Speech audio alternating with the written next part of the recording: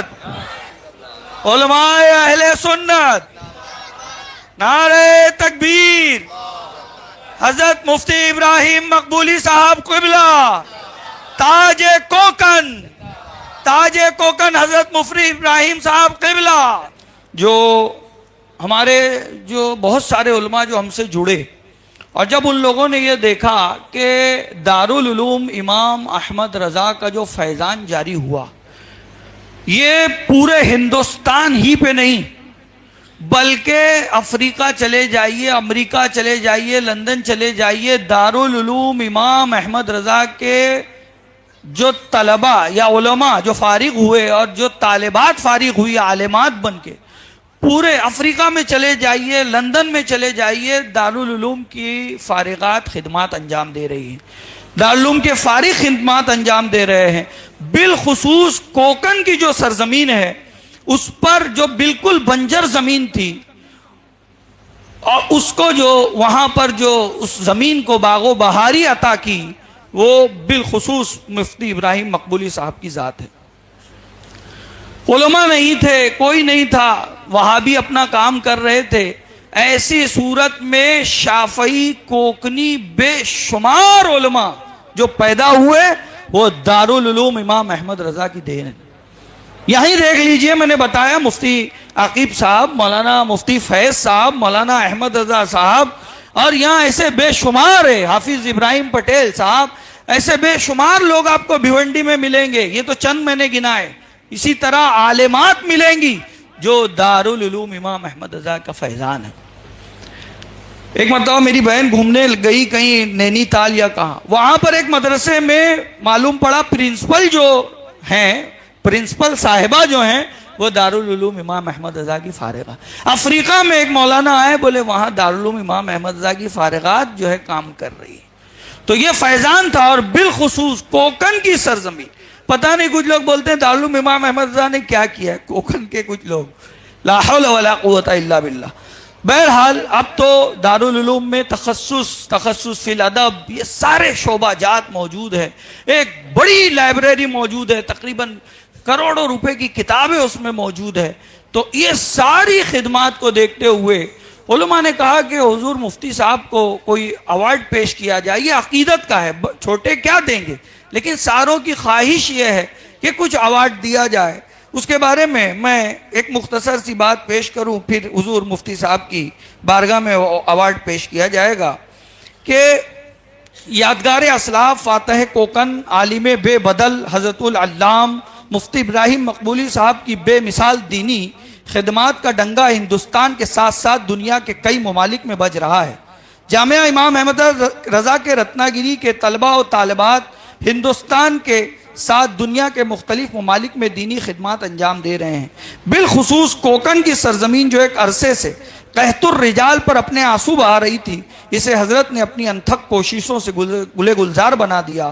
بے شمار کوکنی شافعی علماء اور حفاظ آپ کی کاوشوں سے پیدا ہوئے، اس لیے اہل سنہ ایجوکیشنل اینڈ چیریٹیبل ٹرسٹ آپ کی خدمت میں ایک ایوارڈ پیش کرنے جا رہا ہے۔ اس سے پہلے میں ایک بات آپ کو کہوں کہ وہابیت کے خلاف حضرت نے خود جتنی تکلیفیں اٹھائی ہیں، مار تک کھائی، اسٹیج تک اکھاڑ کے پھینکا ہے، لیکن وہاں جو کیلا ٹھوکا حضرت نے تو پھر نہیں ہٹے۔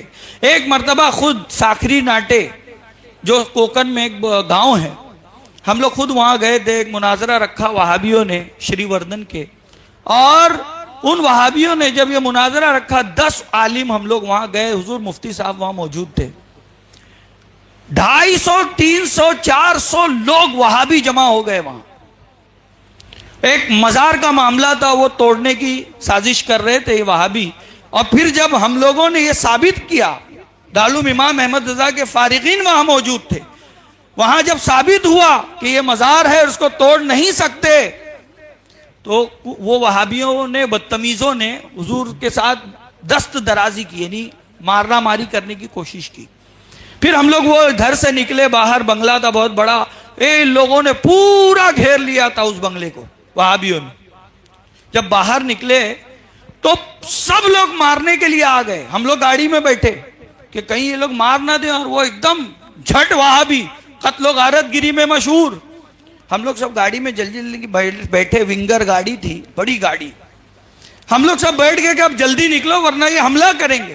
حضور مفتی ابراہیم صاحب قبلہ تنے تنہا گاڑی سے اترے، اب پوری بھیڑ کے اندر گھس کر یہ کہا، کس کو ہمت ہے یہاں آؤ، اب مارو مجھ کو. لیکن جب حضرت کا یہ جلال ظاہر ہوا، کسی کی ہمت نہیں ہوئی کہ وہ آگے بڑھے. اور پھر کچھ دنوں کے بعد یہ ہوا، پولیس آفیسر آیا اور ساری تحقیقات کے بعد پولیس والے نے آرڈر دیا کہ مزار کو ہاتھ نہیں لگایا جائے. ہوتا وہ کچھ بھی کر سکتے تھے، لیکن یہ حضرت کا جلال تھا، یہ جرأت ایمانی تھی کہ جو ہے وہ چیز بچ گئی. ایسے بے شمار خدمات ہے، میں کیا بتاؤں. اب جو ہے یہ جو ایوارڈ ہے، یہ سارے علماء اگر کھڑے ہو جائیں اور ادباً جو ہے یہ ایوارڈ پیش کیا جائے. ایوارڈ کا نام ہے تاج کوکن، اور حقیقت میں مفتی ابراہیم مقبولی صاحب یہ کوکن کا تاج ہیں کہ کوکن کی زمین جو بنجر تھی اسے انہوں نے سر سبز و شاداب کیا. نعرہ تکبیر، نعرہ رسالت، علماء اہل سنت، نعرہ تکبیر.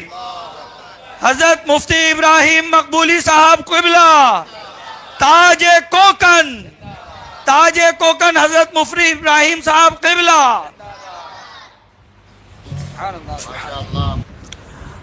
درود شریف پڑھ لیجیے. اللہم صلی علی سیدنا محمد صلی اللہ علیہ وسلم. عزیزان گرامی، میں آپ لوگوں کا بڑا شکر گزار ہوں کہ مجھے سے حقیر فقیر ہیش مداں کو اتنے بڑے اعزاز سے نوازا، جبکہ میں اس نہ قابل ہوں نہ لائق ہوں. من لم یشکر الناس لم یشکر اللہ. جو لوگوں کا شکریہ ادا نہ کرے وہ اللہ کی بارگاہ کا بھی نہ شکرہ ہے. میں آپ کا بہت بہت احسان مند شکر گزار ہوں.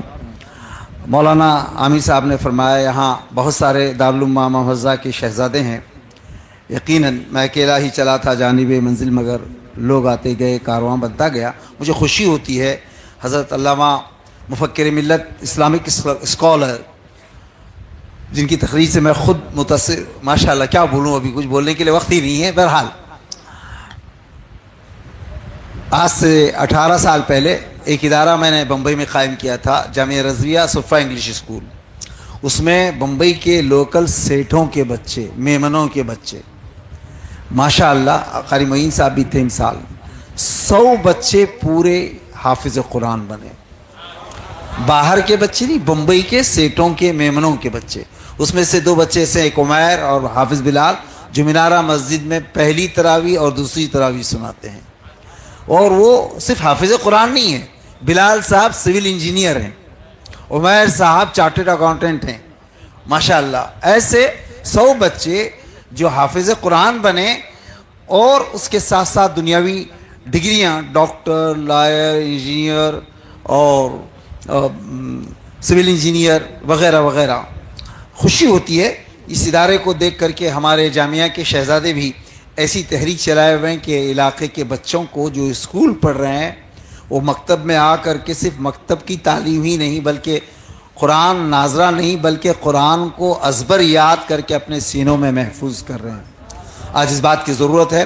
مجھے زیادہ کچھ سنانا نہیں. مجھے اس سال بھی بڑا فخر ہوا ماشاءاللہ. میرے اس صفا انگلش اسکول بیک اللہ کے مدرسے سے 12 لڑکیاں حافظ قرآن بنی، اور 112 لڑکے ماشاءاللہ حافظ قرآن بنے. اور اللہ تعالیٰ دن دونی رات چوگنی مسلک اہل سنت، مسلک اعلیٰ حضرت کی ان خادمین کی عمر حیات میں برکتیں عطا فرمائے. اگر یہ کوششیں نہ کریں تو یہ پھل ہمیں نصیب نہ ہوں. یہ سب اساتذہ کی کوششوں، محنتوں کا ثمرہ ہے. بہرحال مجھے کچھ زیادہ سنانا نہیں ہے. بھیونڈی جامعہ امام محمد رضا کے شہزادوں سے مہک رہا ہے، چہک رہا ہے، ماشاءاللہ قوم کو منور کر رہا ہے. میں سمجھتا ہوں ہمارے پاس عمل کا کوئی سودا رہے نہ رہے، بس ان کی خدمتیں ہمارے لیے ذریعہ نجات تو شے بخشش ہیں. بہت اچھی بات کہی مولانا ہمارے قاضی صاحب ماشاءاللہ. ان کے بارے میں مولانا عامر نے بتایا کہ کسی غیر مسلم سے انہوں نے بحث مباحثہ کیا اور اس کو داخل اسلام کرایا. آیا حدیث پاک میں بِأَن يَهْدِيَكَ اللَّهُ رَجُلًا وَاحِدًا خَيْرًا لَكَ مِمَّا طَلَعَتْ عَلَيْهِ الشَّمْسُ. روئے زمین میں سب سے بڑی نیکی یہ ہے اگر مجھ سے آپ سے ہدایت کا کام اللہ لے کر کے کسی ایک کو راہ ہدایت عطا فرما دے. ماشاءاللہ انہوں نے ایک بندے کو داخل اسلام کرایا. روئے زمین میں جہاں سے سورج نکلتا ہے جہاں ڈوبتا ہے روئے زمین میں سب سے بڑی نیکی. ماشاءاللہ یہ علماء کئی لوگوں کو ہدایت کا فریضہ انجام دے کر کے ان کے دین اور ایمان کو سنوار رہے ہیں, ان کی قبر اور ان کی آخرت کو سجا رہے ہیں. یقیناً یہ بڑے اجر و ثواب اور بڑے ہی اللہ کے قرب کے حاصل کرنے والے بندگان میں شامل ہیں. اللہ ان کی خدمتوں کو قبول فرمائے. میں ہر سال کچھ نہ کچھ دستار بندی کے موقع سے کچھ احباب کو اپنے بزرگوں نے مجھے جو ایک ذمہ داری اور بوجھ عطا فرمایا ہے اس بوجھ کو ہلکا کرتے ہوئے میں اس لیے بوجھ کہہ رہا ہوں کہ جس وقت مجھے حضور علامہ فیض احمد اویسی قلم زود نویس رئیس التحریر مدینہ شریف میں سرکار کے قدموں میں میں بھی تھا, مولانا والی جمال صاحب قبلہ بھی تھے, فرمایا کہ میاں میرا وقت قریب آ رہا ہے. اپنے بزرگوں نے مجھے جو ایک بوجھ میرے سپرد کیا تھا اس بوجھ کو میں ہلکا کرتے ہوئے سرکار کے قدمان پاک میں گنبد خضرا کے سامنے میں اپنے بوجھ کو ہلکا کرتے ہوئے آپ کو اجازت دے رہا ہوں, خلافت دے رہا ہوں. تو بس انہوں نے جو مجھے اجازتیں دیں اور مجھ پر بوجھ رکھا اس بوجھ کو میں کبھی کبھی ہلکا کرتا ہوں. تو ہمارے جامعہ کے 2 شہزادے یہاں ہیں, اس بوجھ کو میں ان کے درمیان تقسیم کرتے ہوئے حضرت علامہ مولانا احمد رضا کنواری صاحب کو سلسلہ عالیہ قادریہ جو مجھے علامہ فیض احمد اویسی علیہ الرحمہ نے سرکار کے قدموں میں اجازت دی تھی, اس اجازت اور خلافت کو ان کے سپرد کرتا ہوں, اس کی اجازت دیتا ہوں. ایسے ہی ہمارے دارالعلوم کے ایک شہزادے جو ماشاءاللہ خانقاہ قادریہ میں درس و تدریس کے فرائض انجام دیتے ہیں, حضرت علامہ مولانا فیض احمد صاحب اللہ, انہیں بھی سلسلہ قادریہ جس کو مجھے ناز ہے اس خلافت پر جو فیض احمد اویسی علیہ الرحمہ نے مجھے عطا فرمائی, سرکار کے قدموں میں عطا فرمائی, سرکار کے قدموں میں اس خلافت سے انہوں نے مجھے اجازت دینے کا بھی اختیار دیا تھا. وہ اجازت اور خلافت میں مفتی صاحب کے سپرد بھی میں کر رہا ہوں. ماشاءاللہ ماشاءاللہ.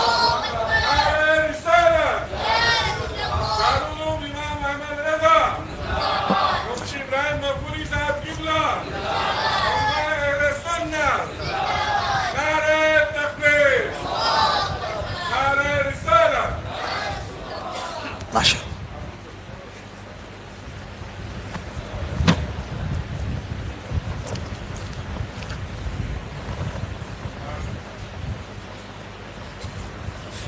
سبحان اللہ سبحان اللہ. اللہ سلام اللہ قبول, اللہ تعالیٰ قبول. ماشاء اللہ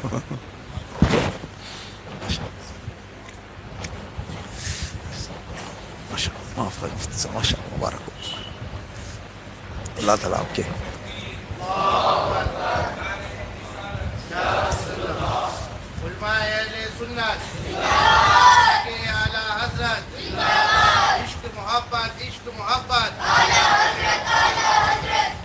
ابراہیم مقبولی صاحب قبلہ شہ کوکن کوکن.